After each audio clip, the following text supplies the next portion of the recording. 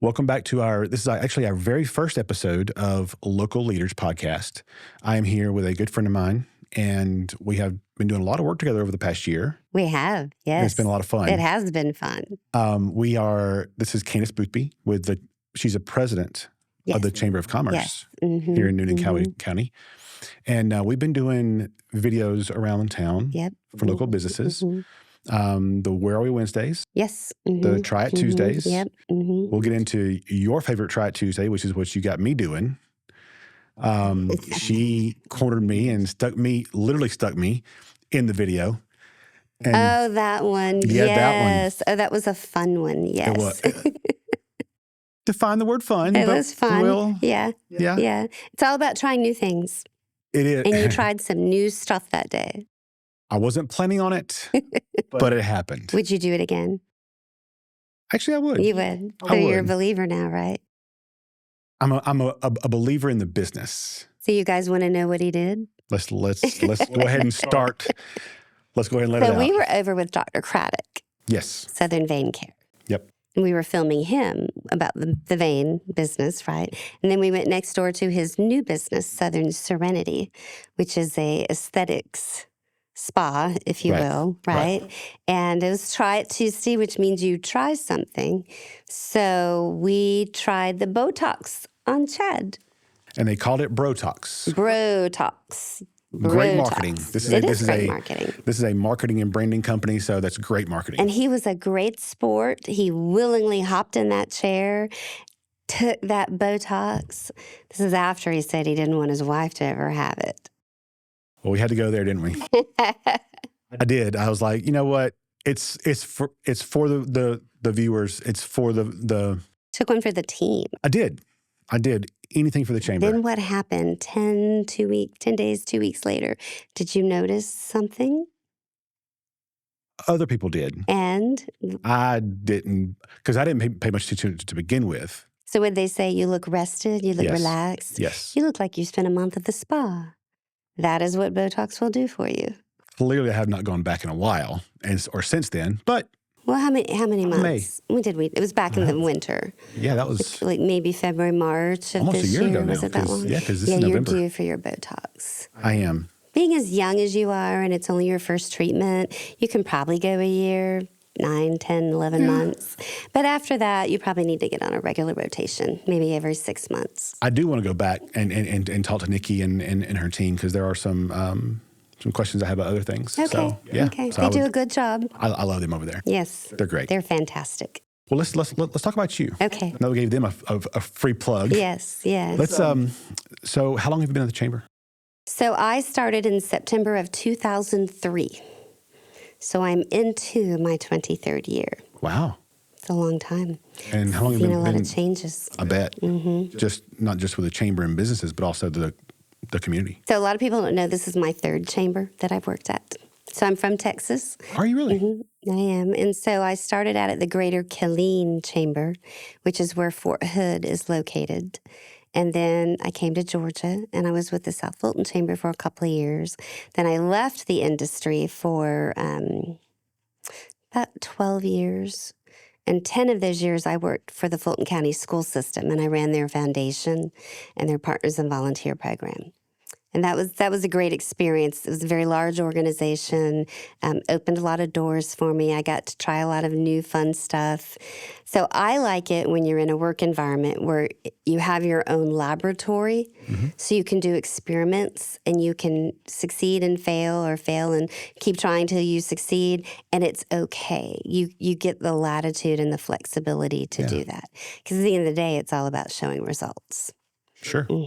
Yeah. Sure. So I've always had the pleasure of being able to have my laboratory to try new things. That's awesome. Is there a certain degree that you have to get into the chamber field? The chamber field? Not necessarily. I mean, my background's journalism. So Did my not know that either. degree is I have a Bachelor of Arts in Journalism with an emphasis in public relations and marketing. That tracks. Yeah. So those are helpful skill sets to have. Business clearly is a helpful. I don't know that there's one that would be a detractor at all. Now, there are certifications that you can get within the chamber industry. Right. So there's an institute called Institute for Organizational Management, which a lot of chamber execs go through that to get what's called IOM, which are the 3 letters after your name. Mm-hmm. You've gone through the program, you're certified IOM graduate. Yeah. There's also, Georgia has a Georgia Certified Chamber Executive designation. And then the biggest one is on the national level, and it's called Certified Chamber Executive. So I have all 3 of those. Okay. Probably one of the things I'm most proud of, though, in 2003, right before I left the school system, a coworker of mine and I went through the accreditation for public relations, and that was probably one of the hardest things I've ever done. And our class, which was made up of people from around the metro Atlanta area, there were 20 of us, and only 4 of us passed both the orals and the written exam. So I never take that one for granted. But I also don't take my CCE for granted, because that's one where a lot of people put it off because they think it's going to be so hard and they won't be able to pass the test, and it's just difficult. Yeah. And I did the same thing, but I did that. I did my accreditation in public relations in 2003, right before I came to Newnan, and then I did the other one in, I think it was 2013. And they're all arduous and rigorous. I mean, you've got essays you have to write, you've got panel interviews, you've got written exams that take 4 or 5 hours. So once you get them, you cherish them. Right. So that's been a big deal as far as helping me grow within the industry, is always being focused on continual learning. And I've been very involved in our state and our national association. So, you're around the best and you're learning best practices. And I'm a big believer that you look at what others are doing and you figure out how do you customize it to you or to your community or your chamber. And a lot of smaller, mid-sized chambers, I've learned over the years, just want to be around those of that size. And I'm a big believer, you know what, go to the big boys, go to the the Atlanta chambers or the Boston chambers or Chicagoland or wherever. Look at what they're doing and then scale it to fit your community. And I think that's worked well for us. I think so too. What differences have you seen with chambers as a whole since you started here in industry? So if you go far enough back, chambers of commerce were known. They're business organizations. They're not an arm of the government. A lot of people make that mistake in assuming they were an arm of the government. And for years, chambers were all about networking, and, you have a lot of chambers who do the parades or the fairs or things of that nature, and there's absolutely nothing wrong with any of that. But as the world has changed and the needs of communities have changed, the role of chambers have changed. So it's really, from a relevancy perspective, chambers of today have to be involved in more social issues, community issues like childcare. Years ago would not have been considered a workforce issue, right? Housing hasn't always been a workforce issue. Those are 2 of the biggest workforce issues we face right now. Quality of life, that is a workforce issue, because if you want to attract the workers who want to live in your community, you have to have a community that they find attractive. So there's a lot of things that have evolved over the years that are now a core part of chambers of commerce and their program of work. Our national association has I don't know that you'd call it a study. It's sort of a study, but it's an initiative called the Horizon Initiative, and they've just come out with their second version of it. The first one was in 2015, and it was all about the influences in our communities and in the world that are going to impact our members and the chamber. So it was things like belonging and gathering. With different generations, they have different values, they have different needs. The boomers were joiners. The Gen X, not necessarily joiners like the boomers were, right? The boomers like to buy houses. The newer generations don't necessarily want to be encumbered with that, or a car, and they want to live in more dense areas. Catalytic leadership is a big deal for chambers of commerce, because what changing in the community, where people are aging out, or through mergers. Industries are changing, and where you used to have maybe leadership at the local level, it's no longer at the local level. It's maybe regional or national. And so it's caused a need in the community to focus more on leadership. Chambers are known as conveners, so we don't really own anything.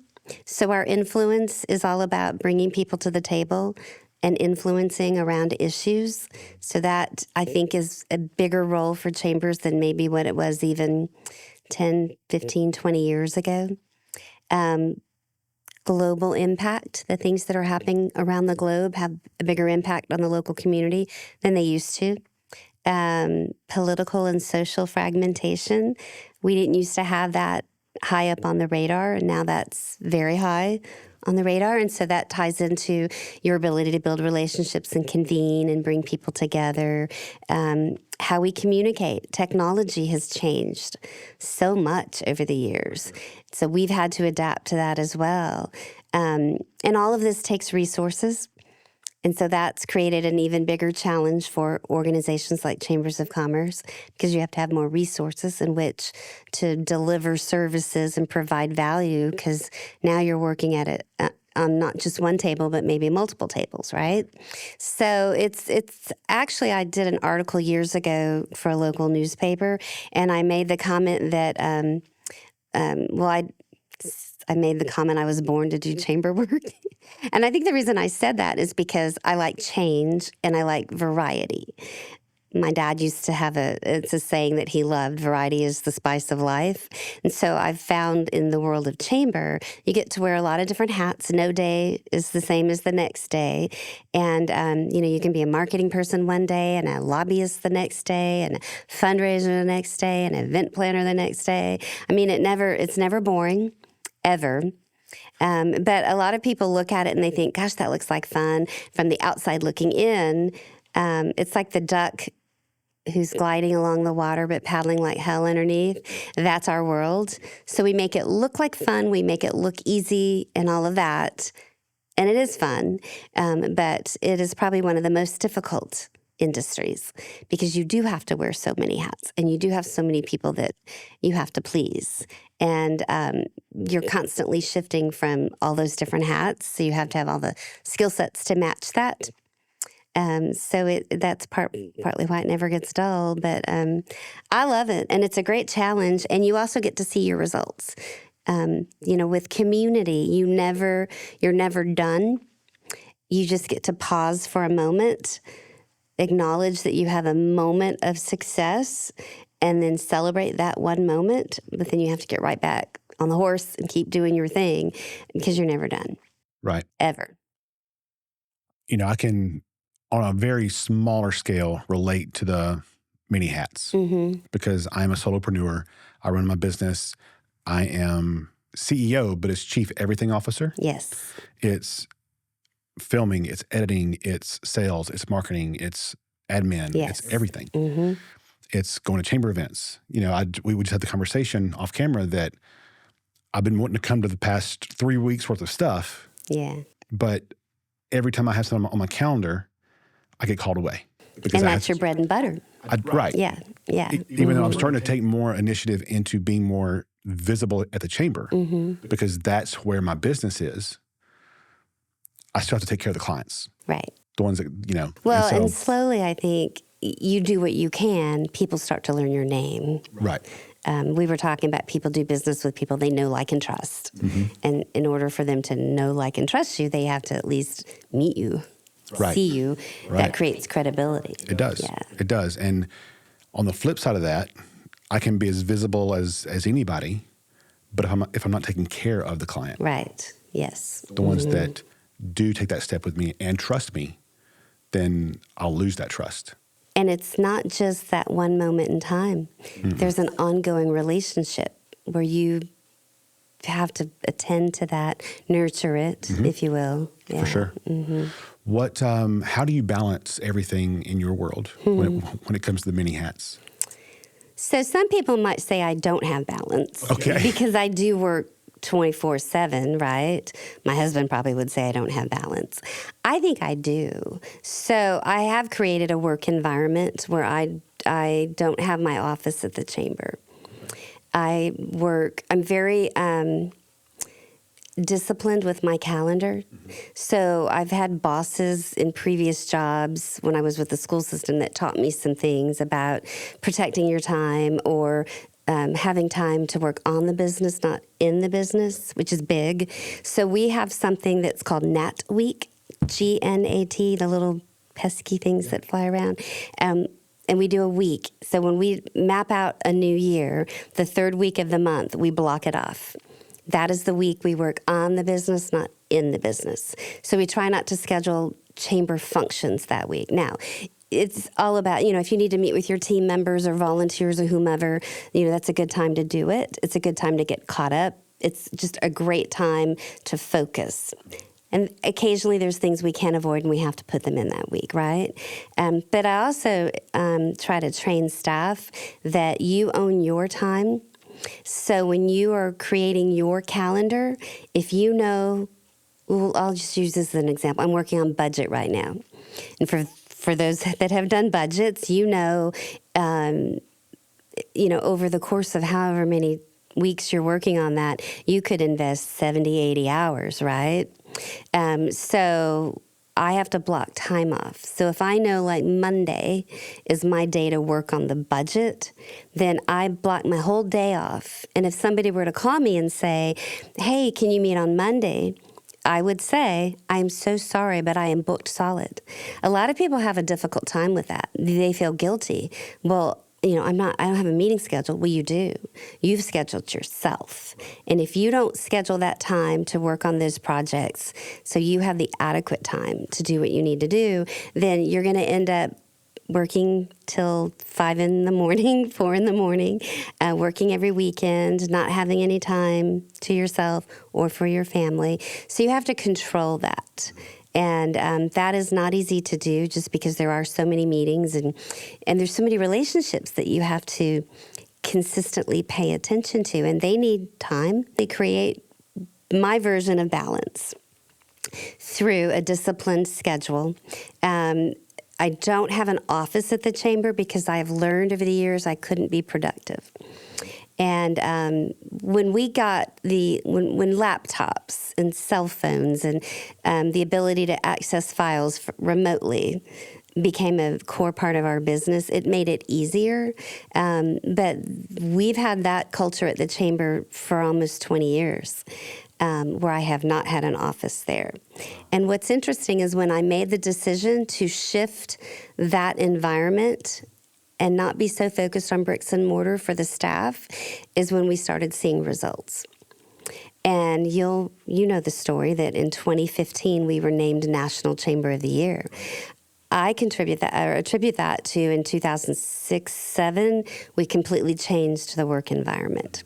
And so now it's really not about where you do the work or even how you do the work, although we are a very process-driven organization. It's what your outcomes are. So there are systems behind everything that we do.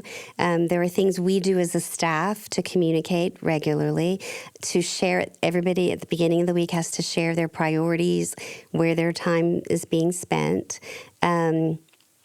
We're very strategic with when we do our staff meetings. It works for us. And it might not work for everybody, but because we are constantly working, and doing all these activities and initiatives and programs and events and all of that, you have to find a rhythm that allows you to be proactive and productive and efficient. And we're constantly changing. I can remember back in 2007, I was asked to write an article for our National Association because I was outsourcing a variety of functions. And that was new to the chamber industry. People were curious about it. So I think we started with bookkeeping, which is an obvious function, right? But there was a time when my vice president, the event planner, they were all outsourced functions. Most of those are internal now, but we still do a lot of specialty outsourcing. And so when COVID hit, our culture had already been the entrepreneurial remote culture. So it was not a difficult transition for us at all. Right. Of course, we still have to balance that with it's the people side, but I always believe you go where the members are. You don't expect the members to come to you. So when we first started to create that culture, we started having meetings in coffee houses, in people's houses, in restaurants, to try to dispel the notion that the chamber was a building and get people out of the habit of thinking of a building. We wanted them to think of its people, it's each other, it's all of that, right? And so that helped a lot in the beginning to help create the culture. I love that. Mm-hmm. Yeah. We have a great team. And we do, yes. I've seen that firsthand. And how many's on the team now? So full-time 5, including me.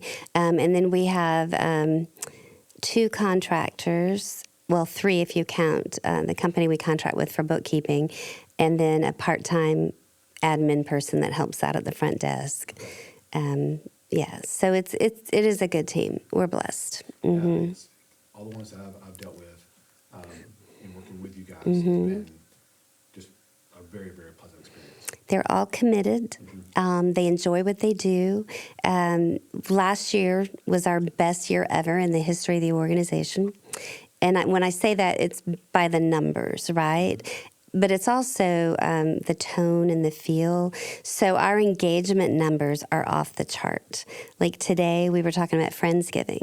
So we have significantly more signed up this year than we had last year. Tomorrow is our Business Women's Purpose Alliance Bougie Blessings Lunch, and we're maxed out with capacity for that one. This year with our State of the City lunch and our State of the County lunch, we've seen record numbers of people. We had to add back in some business after hours 2 years ago because we had gotten to where we were just doing them quarterly, but there was such a demand. And of course, we launched the Total Resource Campaign, just finished our third year of that. But the numbers of engagement have been significantly growing. And of course, that then impacts your budget and your ability to deliver other services. What do you think attributes to the growth and the interest of that? Well, I do think there's a need. People, people like to be around a positive environment. And so the more of that breeds more of that. And I would hope that it's also that we're delivering value and service, I would hope.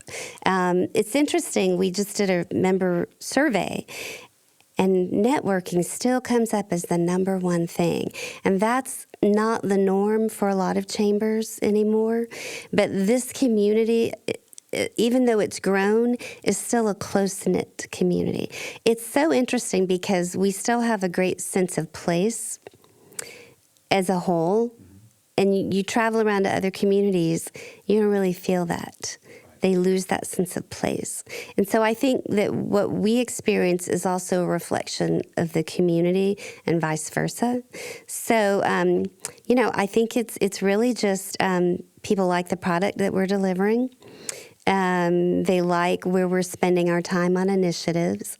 So, from an advocacy, because you and I talk about politics a lot, we don't take a position on a candidate, but we do educate. We provide access. So like we recently did our political hobnob for the municipal candidates, and that was a huge audience, the candidate forums.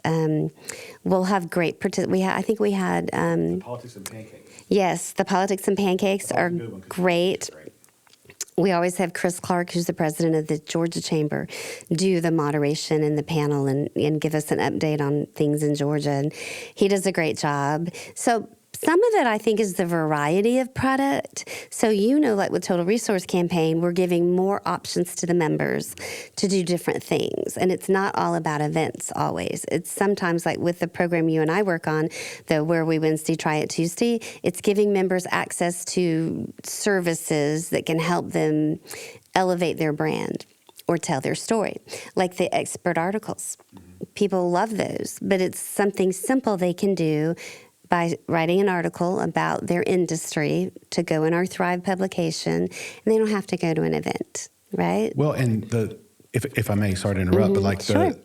the videos that we do, I'm a big believer, and this is my whole philosophy on branding, is branding isn't what people think it is. It's not your logo. It's not the fonts you use or the colors. That's all nice, but and it has to reflect you. But branding is a pairing of things. It's association. We were always told growing up that you're guilty by association. Right. Right? That's what my parents always said.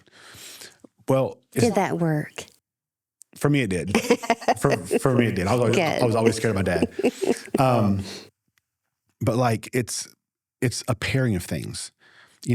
Nike is synonymous with Michael Jordan.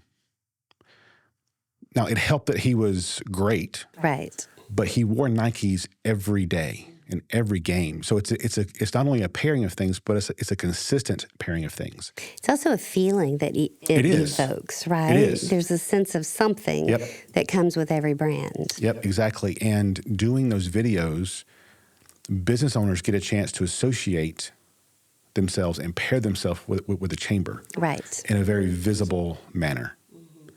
And so that's one of the good things about those videos and for those businesses, because they get that. Yes. And I think that's helped all the ones that we've worked on this year. Well, it's been interesting because it's given us an opportunity to offer things to members who in the past there wasn't really anything for them or they didn't know about it. So like the Total Resource Campaign, because it's all volunteer driven, right? So we've been able to impact and reach more members with that story of here are some things that are for you that you can take advantage of. Let us help you. And that's probably been the best part of all of that. And I think that has created synergy.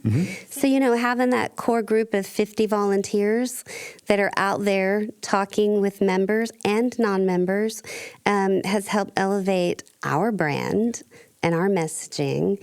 And so I think it's, back to your question, I think it's all kind of just, it's not one thing, but it's a collection of things that have worked in harmony together. For sure. And I think one of the good things that you're doing is, like you said, you're not brick and mortar. Right. You are talking to the business owners. And that's one thing that, it's as a business owner who deals with content and marketing and branding, it's hard to speak to your audience if you don't know what they say. Exactly. And you don't know how they're feeling and what they need from you. And I think that you being in front of your customers or your clients and the business owners constantly and talking to them and having that relationship with them, their struggles. You can feel what they're going through and where that you can benefit them and where the chamber can come support them. Yeah. So we've just strengthened a partnership with the University of West Georgia Small Business Development Center because they have so many tools that people don't know about and things that they do, resources that they have that people don't know about. So we're going to be partnering with them to help elevate their brand and create more awareness for what they have to offer. Because again, we don't own anything. And, in the past, many years ago, we would create our own training programs. But at the end of the day, it's really aligning and partnering with those experts out in the field and then opening up their services to our members who might not have it otherwise. You asked, I forget the question earlier, but I think part of our success or sustainability is it goes back to having a strong organizational foundation. So while there's a lot of structure behind how we operate staff and hold each other accountable and, have the bottom line that we're all focused on. I didn't mention the accreditation piece. So that is something that we've been doing for almost 20 years. We have 5 stars, which is the highest you can get. And we've had, first time we came out, we made the decision, if we're going to do this, we're going to do the best we can to get the 5 stars. And that's all great, but we spent 7 years just shoring up gaps before we made the decision to apply for the first process. But it's things like focusing on your governance, focusing on your systems, on your HR side, your communications, your technology. What are you measuring? I think if you can shore up all of those things, and I've noticed some of that stuff is so core to our culture now, and a lot of it's just systems, right? But it gets easier because those things are just a part of how you do business.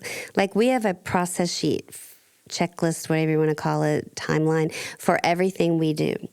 So you never have to recreate the wheel. You don't have to think, oh, how did I plan that board retreat, or how did I plan that golf tournament? Everything's in writing. So if the building blows up tomorrow, somebody can walk right in, pick it up, and continue and carry on. So that's a sustainability piece that I think works to help keep us focused. Have you ever done plus deltas? It's like a positive version of a pros and cons. But like when we do an event, we always, whether it's with the volunteers or with staff, we'll do a plus delta. And it's really like, what did you do well? What would you continue? What would you take off the plate? What needs to be improved? Now, human nature, you're always going to have more things that you're going to want to improve. But we use that to keep us focused on what needs to happen next. So that's the fun side people see. They don't see all that stuff behind the scenes. Yeah, I can imagine. That's the fun stuff is the fun stuff for a reason. Yes. No one likes to see the sausage being made.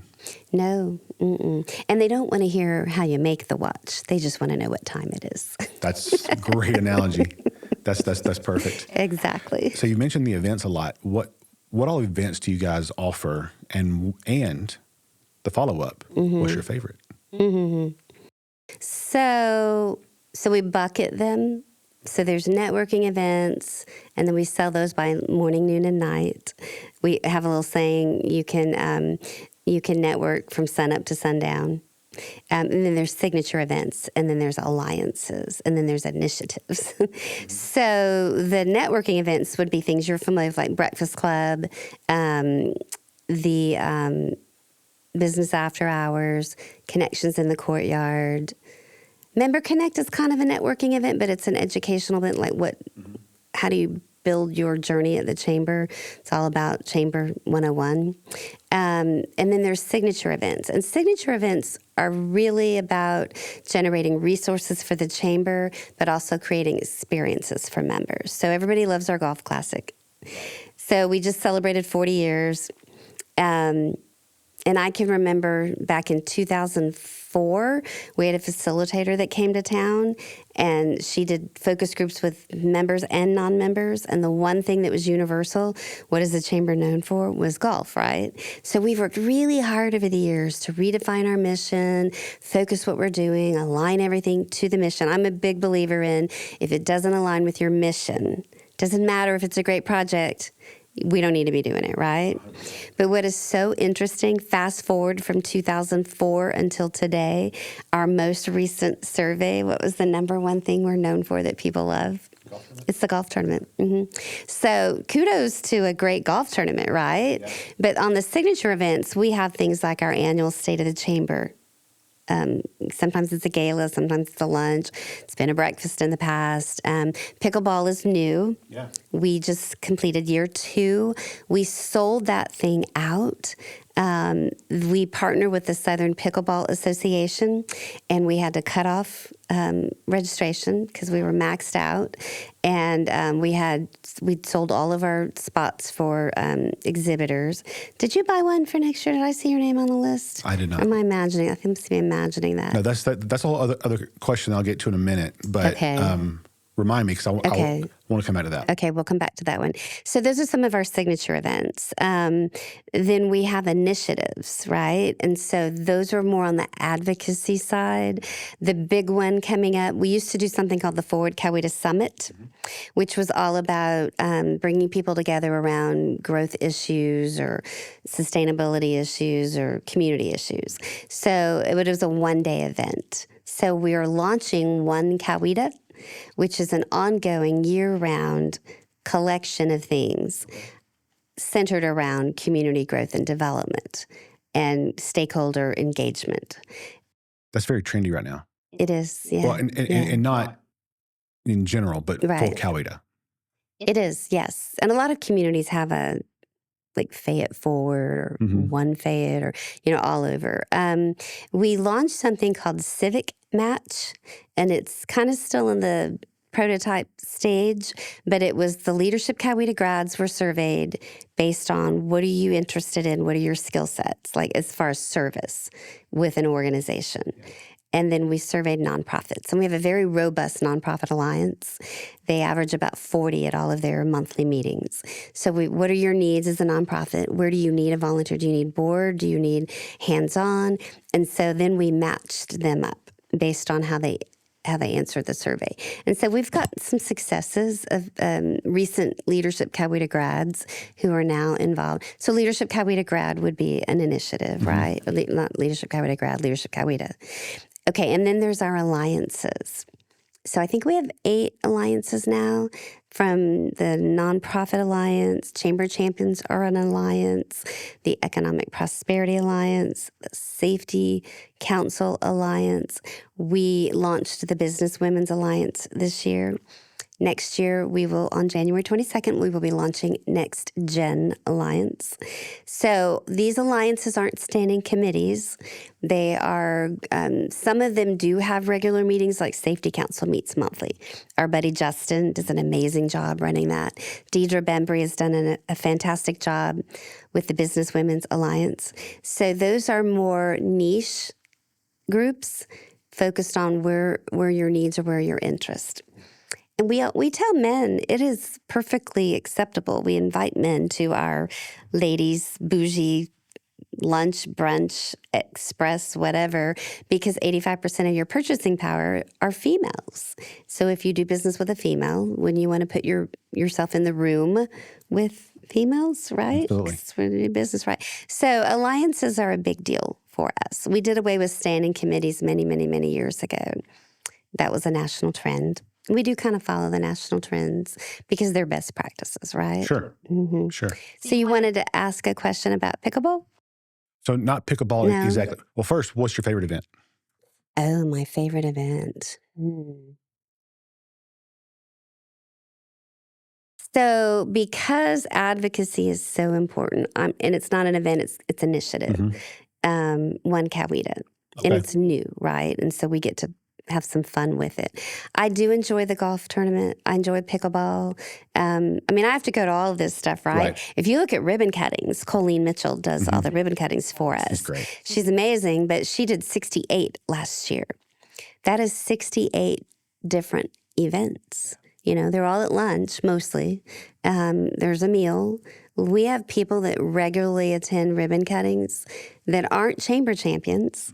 They just like coming to the ribbon cuttings. Yeah, I've tried to make a point to do more of those this year. Right. I had mine here. It was a great event. And you had a great crowd. I thought here. so too. You had a wonderful crowd. I thought so too. And again, I can't thank you enough for coming because I know that you don't make them to all of them. You're special. Well, you take that. Yes. I rarely go to ribbon cuttings because I don't have time. Yeah.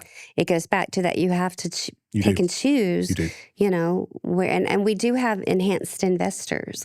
So those are companies who have chosen to invest at a higher level because they want to see us get the work done in the community that, like you like to say, will be the community that your son will benefit your son, right? So this is something interesting when you look at members. So there's different types of members. There's 4 quadrants. I like to simplify it to above the line and below the line. So above the line are members who want to get something done through the chamber. So it could be education, it could be quality of life, it could be childcare, housing, whatever it may be. Below the line are members who want to get something strategically from the chamber. So a lot of times that's people who are growing their business, elevating their brand, whatever it may be. But our enhanced investors are not, people think, oh, those are the large companies. Not necessarily. I mean, we have some that are 5-person companies. I like to use Progressive Heating, Air, and Plumbing as an example. Samantha Brazzi, who's their general manager, has done an amazing job building her business through chamber involvement. But they are both above the line and below the line. Because above the line, they very much care about how the community grows and develops, and they want to be a part of that process. But below the line, they primarily service residential customers. So you got to be out there meeting people, right? That's the know, like, and trust factor, right? So Andy Miller with Print Source, both of these are past chairs of the chamber, small operation. Right. But he's a chamber enhanced investor. He's above the line and below the line for all the reasons that Progressive Heating, Air, and Plumbing are. So it's very interesting. It's really based on what people want, for sure, what their needs are, just like we align everything with our mission. Yeah. Mm-hmm. So for a small business, and we'll just use myself as the example. So, it's a very, very small operation. Mm-hmm. I'll confess something real quick on camera to you for the first time. I've never said to you. Okay. I was a member of 2 chambers. Yeah. Here and in Griffin. Okay. And for a long time, I preferred Griffin. Mm-hmm. Because the impression that I got, right or wrong, was that they were more smaller business focused. And Newnan-Coweta was more progressive and new utilities that way. Mm-hmm. I've seen it differently the more I'm involved. So how do you see it differently? Well, like you said, there's more than just the after hours, mm-hmm. or there's more to it than what you would think. Right. What can someone who's watching and that was in my position, how would you change their belief? Or change their perspective? So, and I'm going to answer that from the perspective of someone who wants to invest a little bit of their time, mm-hmm. as opposed to, because I always tell people it's better to have your name on the list than not on the list, mm-hmm. because there's a lot of referrals that happen just simply through, simply through like the business directory online, right? So I think if I were a new chamber member, and I've seen this so many times. You're a good example of this. Samantha's a great example of this, right? She came to business after hours. Then she decided she wanted to get involved with Alliance. Then she offered her services, like let me share that or let me be a volunteer. We've seen that happen through golf. A lot of people want to volunteer for golf. And we'll see like who's consistent. Who wants to take on a little ownership. Then all of a sudden, the next thing you know, that person's chairing or handling the exhibitor piece to golf, right? So it's really just being visible. You don't have to be visible at everything. You know what a good politician does, right? Shake hands. No, they do that too. They know where to be. Oh, yeah. And how long to be there to give the impression they're everywhere. I used to have a school superintendent that I worked for that he hardly ever went to anything, but everybody thought he was everywhere because he knew when to show up, when to leave, and which events got him the biggest visibility factor. So I think you kind of have to figure out where am I going to get my bang for my buck. I love to say, is the juice worth the squeeze? So you got to weigh your events, right? So if you can only go to a few after hours, which one might be a better fit? Visibility-wise. It's also great if you know what your purpose is. Like, is there a certain type of company that's your perfect customer?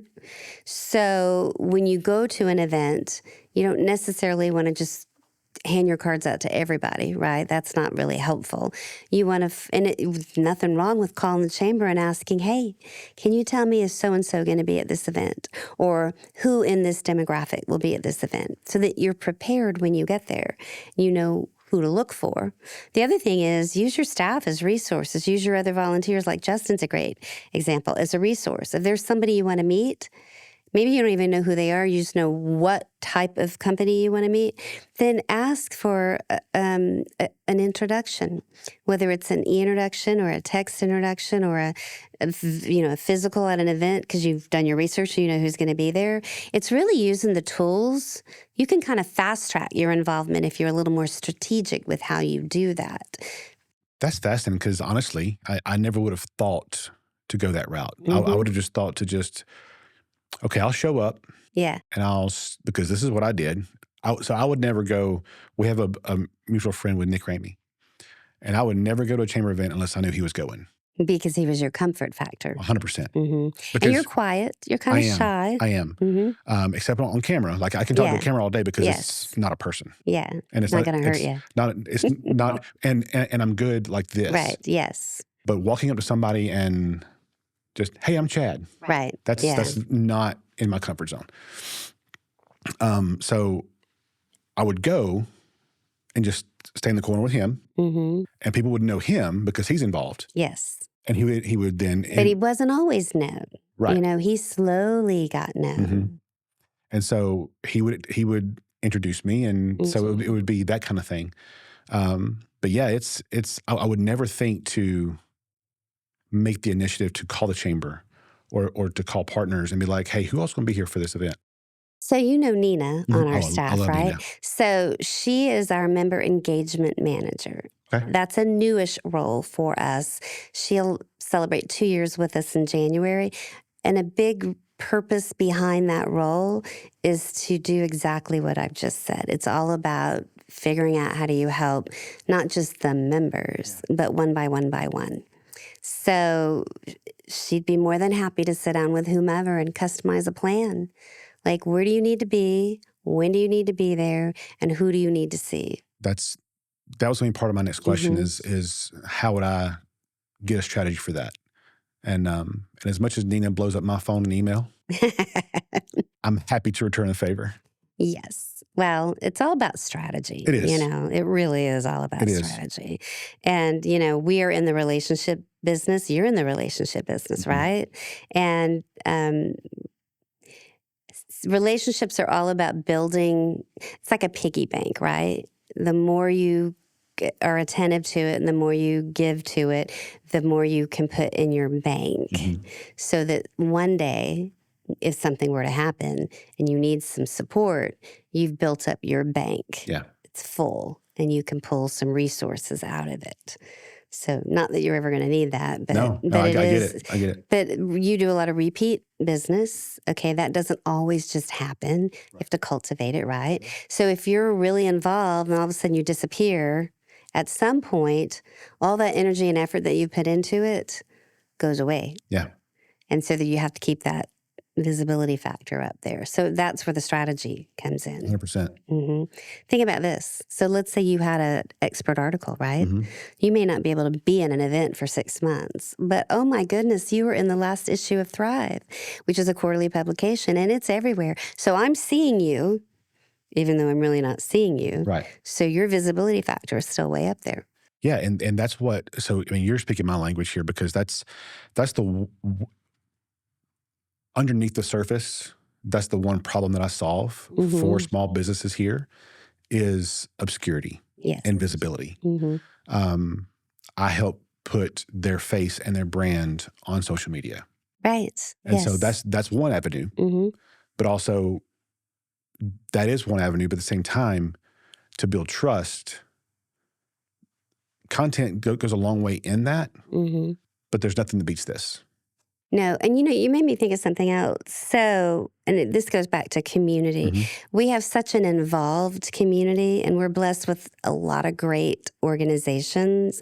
So I'm deviating a little bit out of the chamber world at the moment, but for someone who really wants to be strategic, knowing what are the most important community events and maybe choosing one or two of them. Because once people start seeing you in the chamber world, but then they also see you at maybe Hats and Hooves, which is the Elevate Coweta event, right? Or the Boys and Girls Club Oscar event, or any of the other kinds of events that happen around town, then it sort of just elevates your credibility. It does. Almost, right? It does. Because you're now part of that community fiber. And what I have learned, because I just moved here in 2020, what I have learned is while Newnan-Coweta is growing, there is still that big part of people buy from the community. Yes, and people want to do business with the community, and the trust there and the consistency there of showing up. It is, and if they know you, they're going to buy from you. You know, we've talked a lot about Justin, but he's a great example of someone who didn't know anyone. And I'd have to really think back to when's the first time I met him? But he came to an event, then he came to another event, then he decided to be a chamber champion, and then he got involved in the Total Resource Campaign, and then he has a passion for the safety industry. And then he came to me and he's like, "Hey, I know the Safety Council is not really working at the moment. Would you be willing to let me reinvent it?" It's one of the best decisions I've ever made. He's really elevated that group. They have a really robust program every month. So now people know who he is. One of the things he did was golf. He became a golf cart sponsor. And you know how he likes to dress in costume? Yeah, I do. And he likes to build sets and things like that, right? And so he created his own brand with his cart at the tournament. You know, and that took a couple of years for him to do all that he's done. He went through Leadership Coweta, you know. So he's a great example of being strategic. Now, whether he knew he was being strategic or not, I don't know. Right. But that's part of, and he goes to community events as well. I'll have Justin on, and he'll be in your chair. So good. We'll get to know Justin. He'll be an interesting interview. That will be. Justin's a fun guy. Yes. Yeah. He's a real fun guy. I've gotten it's been fun getting to know him. Yeah. And yes. I'm sure he'll enjoy the shout out here. But yeah, I can't wait to watch that one. I know. Maybe I'll have him come in costume. You should. That'd be funny. Have him dress up in it. Was it Barney Rubble or Flintstone? Fred. He was Fred Flintstone. I didn't see Fred. I remember the Irish costume. Oh, at the which one? No, there was a Scottish one with his kilt. Oh yeah. Okay, but there was I say kilt because you know what they do. He dressed up for Pinko, didn't he? Oh, he did. He did. No. That was Oktoberfest. Oktoberfest, yep. He had his, what's it called? Dirndl is the girl. I'm not sure. Lederhosen. Yes. He had his Lederhosen in, right? But at the last golf tournament, he was dressed like Thor, maybe? Interesting. Yeah. He's got a lot of costumes. He does. He's a very interesting guy. Great guy, but very interesting. Yes. Yeah, yes. I like Justin a lot. Yeah. Yeah, but he's a good example of somebody that was new, that started doing very strategically things that allowed him to, and he does business development for the Johnson Construction Group. I'll give them a shout out. Well, I know you're busy, and I know that you have your event here in a few minutes, actually, the Friendsgiving. We do, don't we? Yes. Big potluck lunch for 200 people. Small event. Small little event, yes. So I want to wrap up, but I want to ask two more questions. Okay. The first one's going to be a rapid fire-ish. Networking is what people associate the chamber with. What are the top 3 networking tips that you can give somebody? Well, I think one is to be real, to be strategic, and to be consistent. I like those. Those are really good. Yes, thank you. Those are really good. I'm old. I have lots of years of experience. I like those. And then the last one, I'll make sure I get this right. Was that the rapid fire? Yeah, that was it. Because that wasn't very rapid.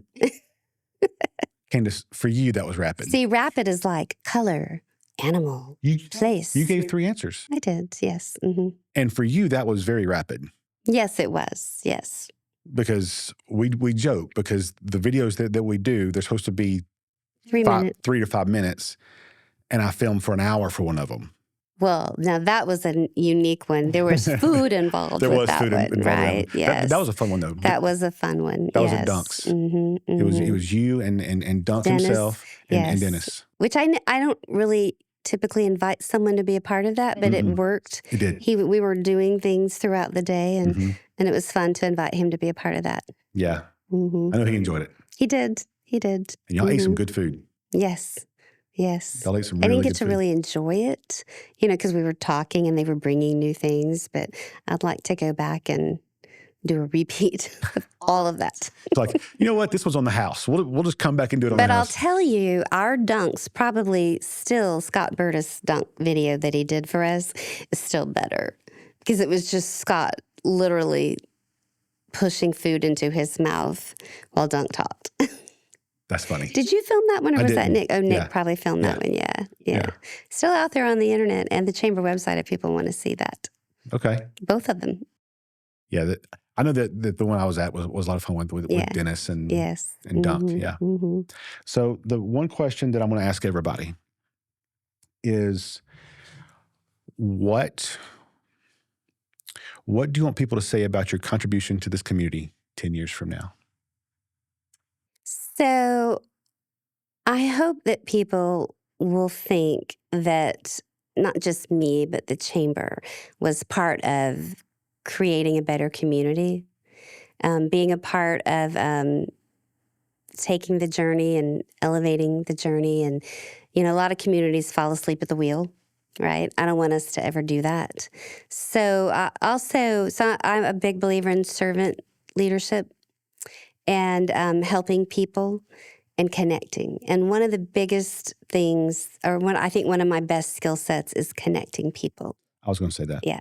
And so I hope that that's one of the things that they'll remember, the ability to connect and what those connections created and how they impacted lives. I think now, as I'm a little bit older and I've been here longer, this next gen group that we're starting, that Autumn with Synovus is chairing, and I'd like to see a lot of those folks really grow and take on leadership roles. That's the future of our community. We're already seeing some of that. That's great. So I hope that my legacy can be that I've helped people to be better, but to also be more engaged and aware, and that whomever follows me when I eventually retire, that the organization will be in a place that's sustainable, and that everything will just continue on without a blip on the screen. I love that. But I also want to see Coweta be the best that it can be. And that's not always easy to balance, and best means different things to different people. So if I were to dissect best, it would be the best healthcare that you can possibly achieve here in Coweta, the best shopping advantages and choices, and the most successful industries. I mean, the list could go on and on and on, right? Yeah. But that's what I want to see for Coweta. I love that. Yeah. Where can everyone find you? Well, don't start, Luna. The chamber. The chamber, yes. Everybody's always welcome to email me at Candace@Newnan-Coweta Chamber.org. You can call me. My cell phone is on the chamber website, so you can find that there. And don't call me, because who likes to answer their phone? And if you don't recognize the number, you're not going to answer it, right? I never do. I never do either. So texting, text, right? I really don't even do Facebook Messenger, because it's one extra step that I have to go looking for something. Yeah. So I never do, right? So if you're messaging me, chances are I haven't seen it. But texting. Okay. Well, we have videos on the chamber website, correct? They're on the chamber website. They're on social media. Yes. The chamber's on Instagram. Yes. And Facebook. Yes. Anything else? LinkedIn. Yeah. Okay. Yeah. Go follow them on their social medias, and I can't thank you enough for doing this because I know how busy you are. And I couldn't have asked for a better person for the first Local Leaders podcast because you are leading our community. Well, I hope it met your expectation. Of course it did. And we appreciate what you do. And, we'll go back to the fun factor. We started with that. What you do is fun. What I do is fun. But it's fun with a purpose. It is. Fun with a purpose. Yes. That's a good tagline. You like that? I do. Maybe we'll keep that, right? I know. And for you guys listening, thanks for your patience sitting through all of this, right? Well, you said it very entertaining. Thank you. Thank you. You were a very entertaining person. So I always have fun working with you. It's been fun getting to know you over this past year. Yes. I'm looking forward to next year and all the trouble we get into and Botox I get to get. And maybe we'll try some filler on you next, hey, right? Why not? Why not? Now, that is something that I haven't done. I don't know that I ever will, but I have lots of friends that do. But I am sure that Dr. Craddock and his team, Nikki Kite, would be willing to help you. You do business with them, don't you? Don't you do some of their videos? Some. Yeah, that's what I was thinking, yeah. So if you change your business model ever, just remember your chamber will always be your go-to. 100%. I completely agree. Good. Thank you so much, Now that we Candace. have that clear. And thank you. I appreciate it. And it was a lot of fun. Good.